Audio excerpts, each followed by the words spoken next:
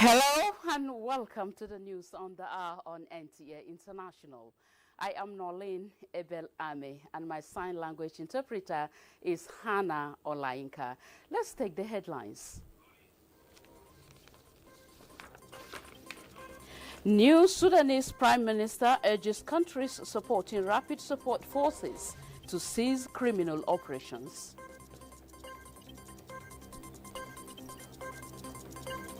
Scientists advocate stronger support for protecting Nigeria's plant genetic heritage.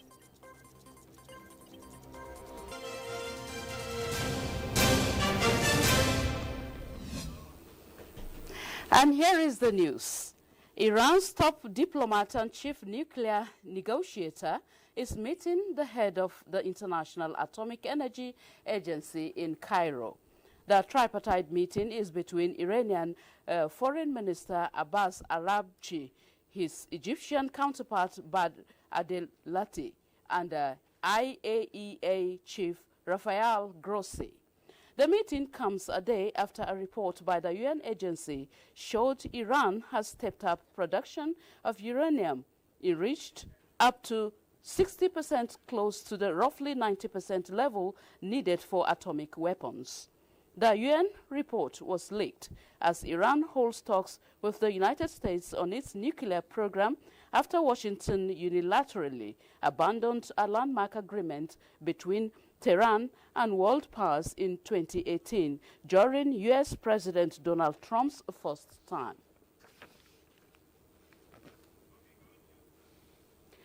Polish presidential candidate Karol Nawrocki, backed by the main opposition Law and Justice Party, won the election as Poland's next president. Kolon Mohammed tells us more.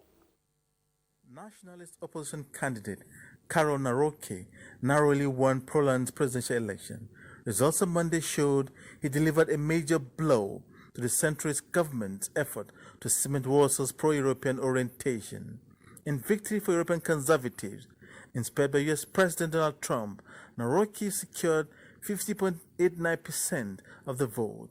Election Commission data showed an outcome that presages more political gridlock, as he is likely to use his presidential veto to thwart Prime Minister Donald Tusk's liberal policy agenda. Tusk's government has tried to reverse judicial reforms made by the previous nationalist law and justice government, but current President Andrzej Duda has blocked its efforts, a pattern Nawrocki is likely to follow. Nawrocki's rival, Trzaskowski, the liberal Warsaw mayor who was standing for Tusk's ruling Civic Coalition, got 49.11%, the data showed. Both candidates knew the direction the polls may take immediately after the publication of exit poll on Sunday that showed the results would be very close. Nawrocki, a historian and former museum director, has been the head of the Institute of National Remembrance, a state research body, and now the president of Poland. Kolon Mohammed, NTA News. And elsewhere, Chilean President Gabriel Boric announces that a prison housing inmates convicted of human rights abuses during the 1973 to 1999 military dictatorship of Augustus Pinochet will be converted to a common penitentiary. The Punta Pico facility north of capital Santiago holds about 100 former military dictatorship personnel who committed crimes against humanity and other rights violations, but live out their days in better conditions than those endured by the rest of Chile's prison population. Chilean President Gabriel Boric, during his latest report to Congress in the port city, says, from his point of view, there is no justification for the privilege. Newly appointed Sudanese Prime Minister Kamel Idris has urged countries supporting the rapid support forces to seize criminal operations. Kolon Mohammed has details on this. The Prime Minister said Sudanese national security and state authority are completely upheld by eliminating the rebellion and all forms of insurgent militia to completely cease these criminal operations, which target countries that plan, finance, and cooperate in their execution. Idris says he hopes to serve the nation and the Sudanese people with utmost sincerity and dedication. Reports say the Sudanese government has accused the UAE and neighboring African states, including Chad, Libya, and South Sudan, of supporting the RSF throughout the conflict. Sudan plunged into civil war on April 15, 2023, when tensions between the military and the Rapid Support Forces exploded into open warfare in the capital Khartoum and other parts of the country. In other news, for the second round of direct peace talks in just over 2 weeks, the Ukrainian delegation led by Defense Minister Rustin Umerov was in Istanbul for the meeting. The Russian delegation, headed by Vladimir Medinsky, an aide to Russian leader Vladimir Putin, arrived on Sunday evening for the meeting. Turkish officials say the meeting will start at 1 p.m. local time, with Turkish Foreign Minister Hakan Fidan presiding over the talks, and officials from the Turkish intelligence agency also present.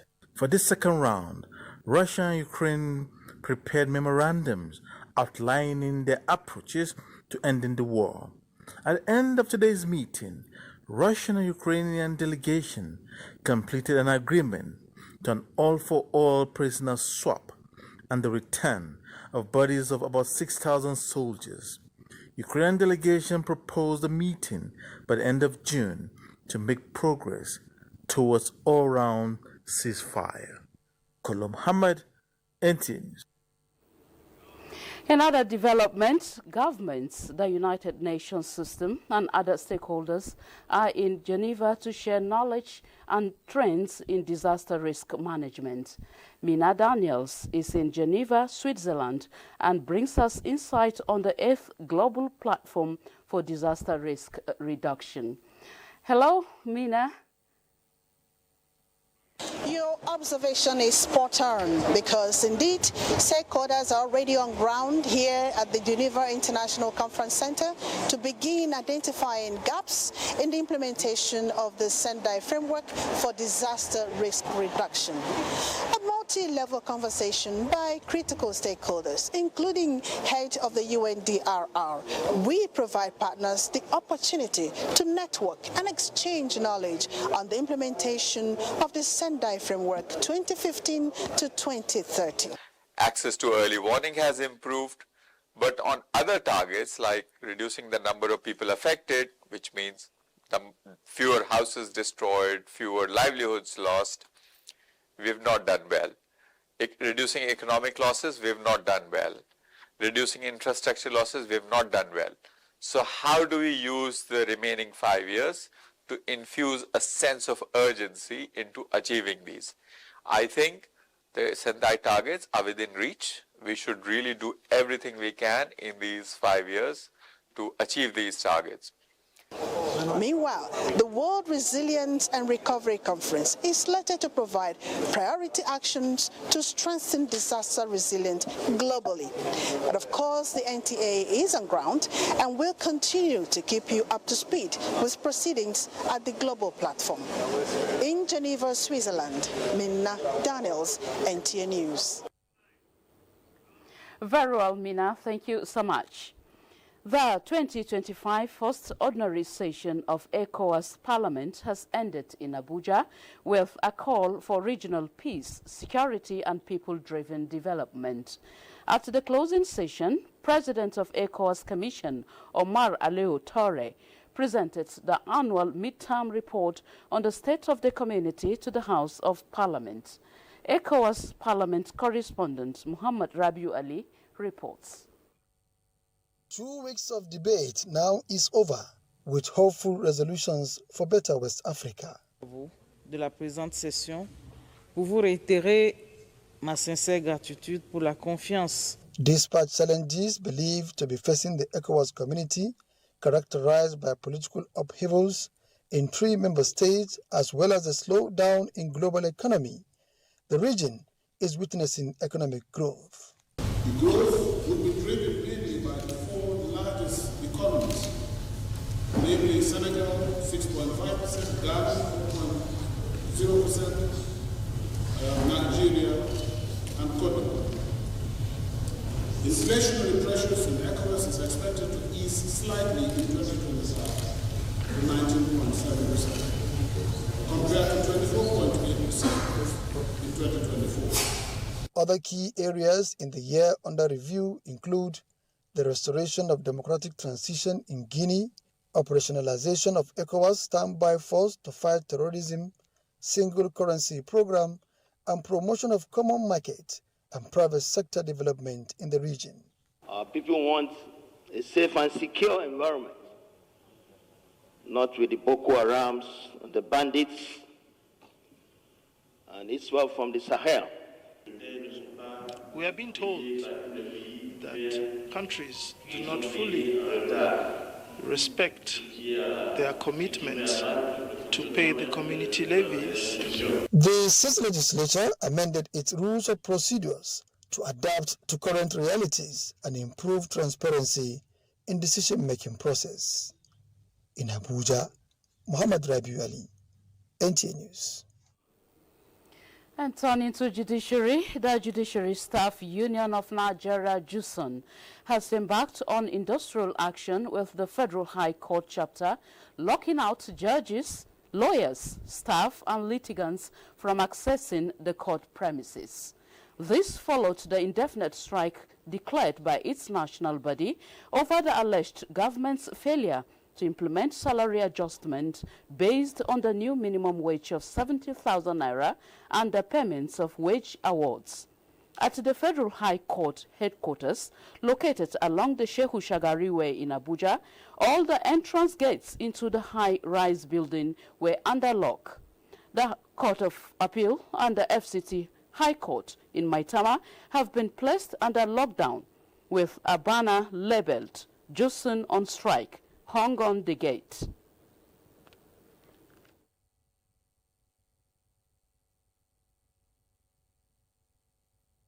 So far so good. We have been negotiating. It's one of the tools of unionism. But unfortunately for us, all our requests, our appeal have been turned down. And that is why we went back on this strike. Even though we are still negotiating, anytime they call us, we will respond. But we will not call up until our demands are met. The Supreme Court is opened for adjudication on matters before it as the workers pulled out of the strike. The effort to which the Chief Justice is putting on and the commitment to which she has put on to see the sources of this payment, it will be an effort in futility for Supreme Court to join this ongoing strike. But we are with them 100%. And talking agriculture now, Nigeria is set to close the milk production gap by unlocking the vast potential of its dairy value chain. The country aims to produce an additional 1.2 billion liters of milk annually over the next 5 years. Currently, Nigeria produces about 600 million liters of milk per year. However, key stakeholders are pushing a new narrative, one that seeks to transform the dairy sector into a more productive, resilient, and inclusive industry. At a dairy conference held in Abuja, the Minister of Livestock Development, Idi Mukhtar Meha, emphasized that the efforts to strengthen the sector are collective, framed as building blocks for national development. We are not threatening any global player. The sky is big. We will not clash. We just want to take our rightful position. Our goal is ambitious, but achievable. To double Nigeria's milk production from 600,000 metric tons to 1.2 million metric tons in the next 5 years. And they have really demonstrated strong commitment to local sourcing, capacity building, and dairy infrastructure. So the EU is collaborating with them and the broader ecosystem to deepen their engagement by developing more sustainable growth pathways. event also featured exhibitions by key players across the dairy value chain, showcasing innovations, products and initiatives aimed at boosting local milk production and processing. This is the news on NTA International. Let's pause here for a break. Stay with us. Thank you for staying with us on the news on NTA International.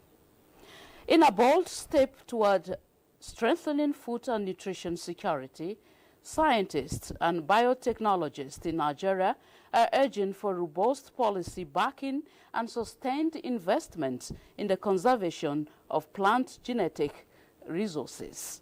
At the heart of this movement is the Seeds for Resilience project, spearheaded by the Center for Genetic Resources and Biotechnology, NAGRAB. Justin Bemuyi reports that the center held an advocacy workshop to reshape the future of agriculture in Nigeria. From tiny seeds to resilient harvests, it all begins here.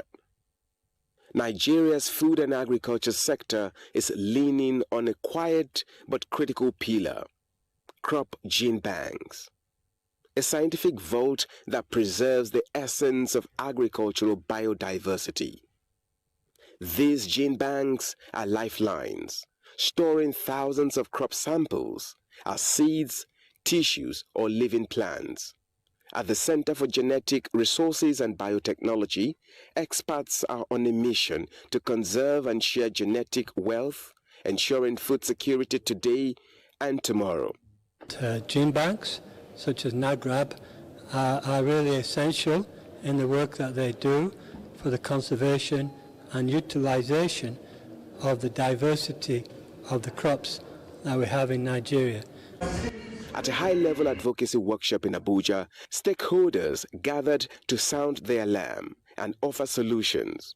The theme is Plant Genetic Resources Conservation and Use, a critical pathway to food and nutrition security in Nigeria.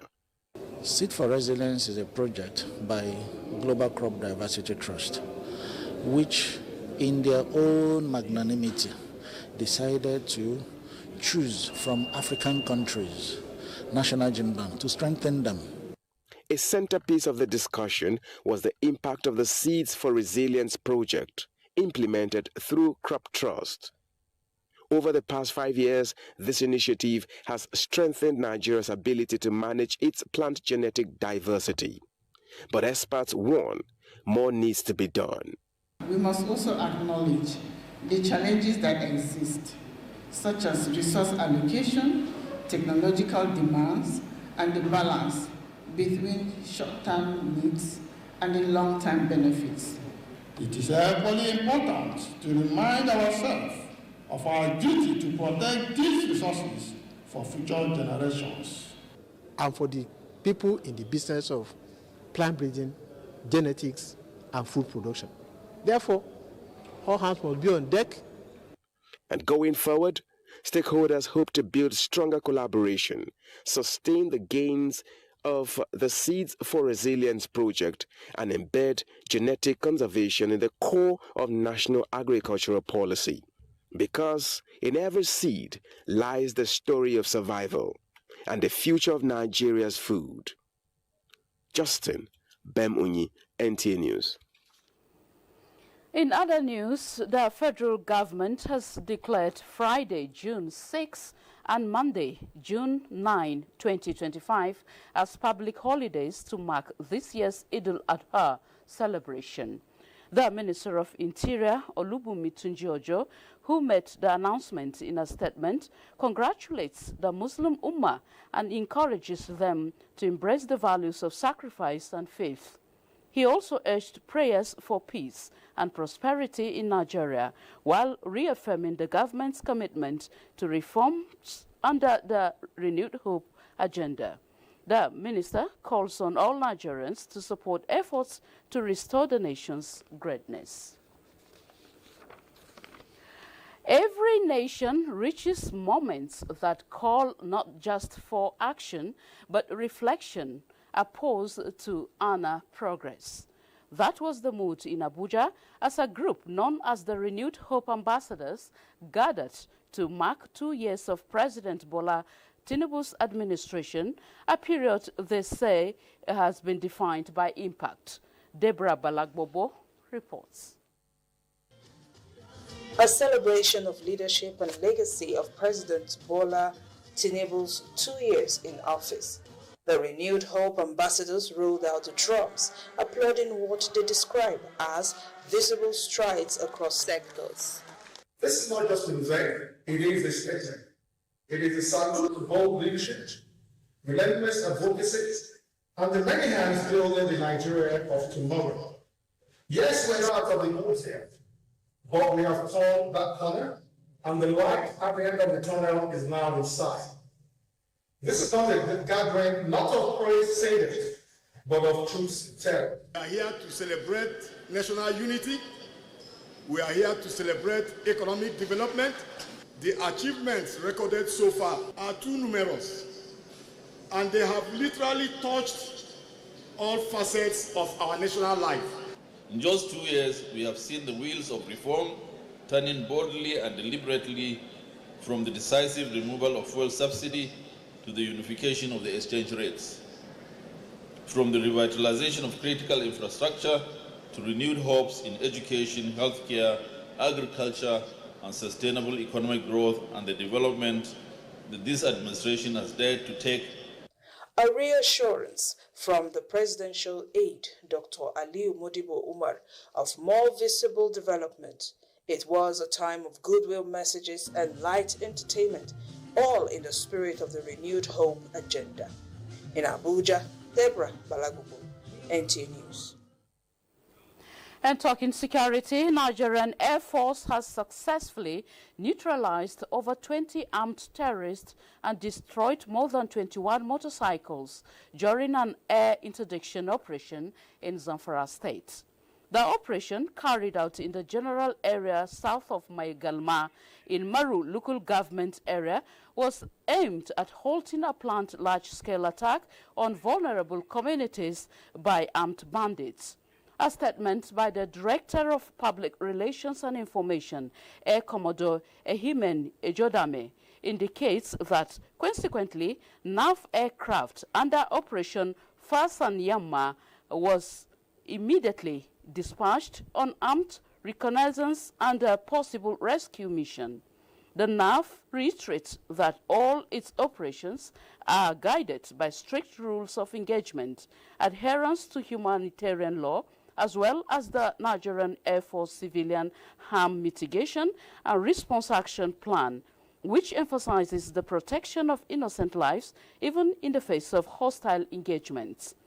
As investigations continue, the NAV assures the public that all necessary measures are taken to protect civilians while intensifying pressure on criminal elements threatening peace in the region.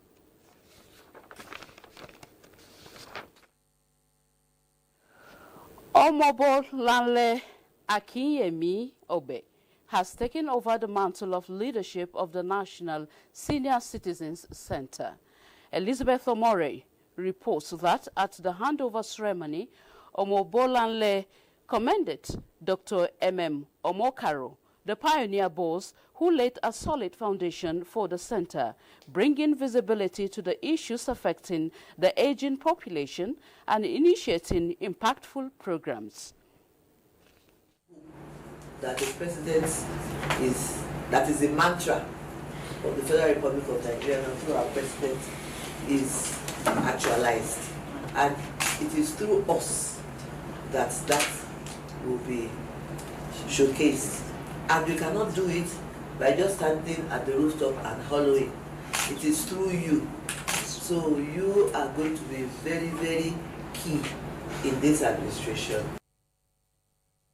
Building an inclusive society where the aged contribute meaningfully to socio-economic development, Omobolanle emphasized that collective efforts will drive the federal government's agenda, leveraging citizen-centered initiative. Next is weather for tomorrow.